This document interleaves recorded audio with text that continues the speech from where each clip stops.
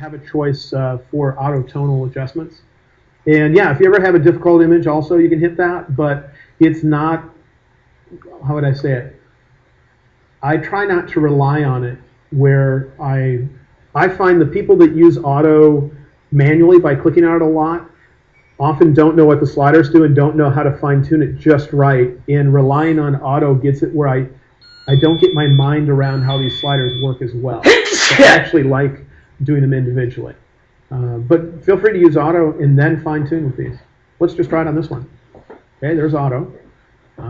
Still, this is a little too bright, possibly a little too dark, but just got to fine tune it. Bring up the shadows a little, bring down the highlights a little. So you can start with auto and then go to the mindset I was working with. All right, those are the overexposed ones. Try some more. These I thought were lacking contrast. All of these were taken in Burma. There's an area of Burma that has, let's see if I can remember, I probably can't. Something like in a 16 square mile area, there's something like 2,200 temples. It's ridiculous to experiment. It's hard to photograph because there's so many and you're trying to show people what you're seeing, but in a photo, how do you get 2,200 temples in it? You know, that kind of thing.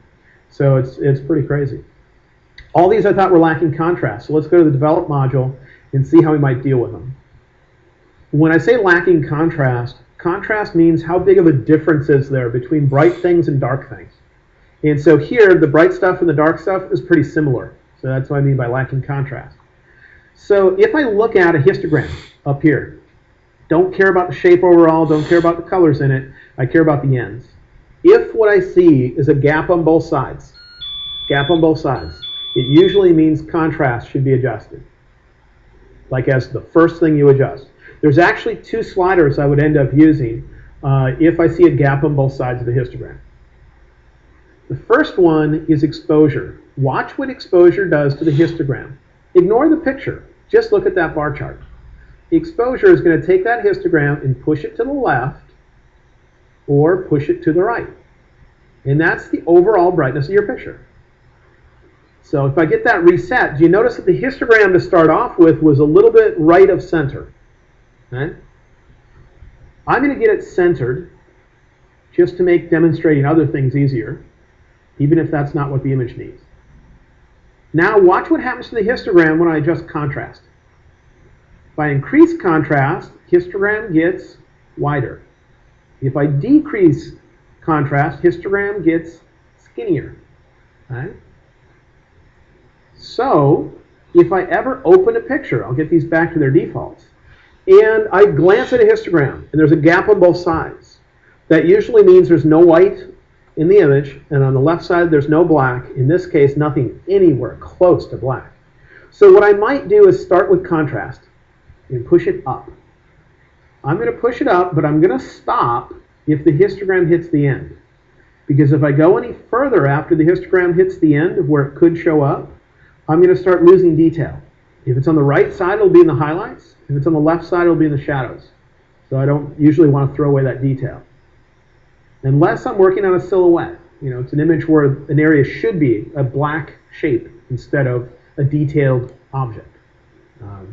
Then it would be okay to have a spike on the left side.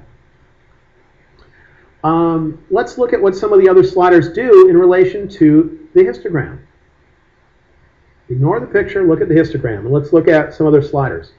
Watch what happens on the right side of the histogram. I'm going to adjust whites. And I'll bring it down. Do you notice that it's working on the right side of the histogram? The left side of the histogram isn't doing much. Can you see that? So if you ever have a gap or a spike on the right, you always go to the white slide. If it is a spike, it means you've lost detail, you have solid white. Because tall means lots of information.